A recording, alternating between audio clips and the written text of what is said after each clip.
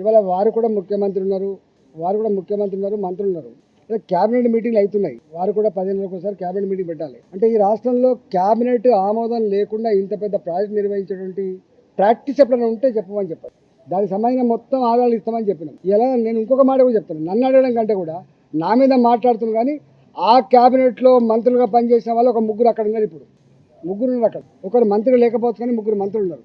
నేనేమంటున్నా అంటే, నేను సూత్రప్రాయంగా బ్లంట్గా చెప్తా ఉన్నా, కేసీఆర్ ఇట్లాంటి ఇష్యూస్ అన్నీ కూడా క్యాబినెట్లో పెట్టకుండా ఆనాడు కాలేదని చెప్పి 100 సార్లు చెప్పి, నేను ఆనాడు మంత్రిగా ఉన్నా కూడా చెప్తున్నా. ఇప్పుడు బీజేపీ ఎంపీగా చెప్పట్లేదు, నేను ఆనాడు ఆర్థిక మంత్రిగా చెప్తా ఉన్నా.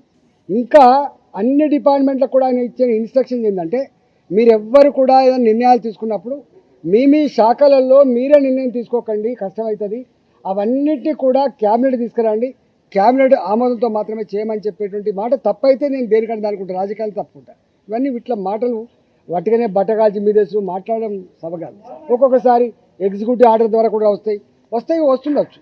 కొన్ని నిర్ణయాలు క్యాబినెట్ కొంచెం లేట్ అవుతుంది అంటే ఇవ్వాలనే జీవో ఇవ్వాలంటే ఇస్తారు కావచ్చు. కానీ రెక్టిఫికేషన్ కోసం మాత్రం మళ్ళీ ఆమోదం కోసం క్యాబినెట్కి పోతుంది.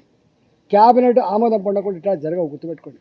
నేను ఈ మొత్తం కాళేశ్వరం ప్రాజెక్టులో అంతకు వేరే ప్రాజెక్టులు ఏవైతున్నాయో అవన్నిటి సంబంధించిన డాక్యుమెంట్స్ అన్ని కూడా మీ పేపర్లకు కావాలితే మీకు పంపిస్తాయి. ఇప్పుడు విచారణ జరుగుతూ ఉంది కాబట్టి పంపుతలేదు, కానీ తప్పకుండా డాక్యుమెంట్స్ అన్నీ కూడా మీ ప్రెస్లకు పంపిస్తా. మీరు మొత్తం స్టడీ చేయండి, దాన్ని మొత్తం బయటపెట్టే ప్రయత్నం చేయండి. మొన్న నేను TV9కి పోయినా, నేను చూపించిన ఇది ఉంది, మీరు ప్రసారం చేయమని చెప్పి.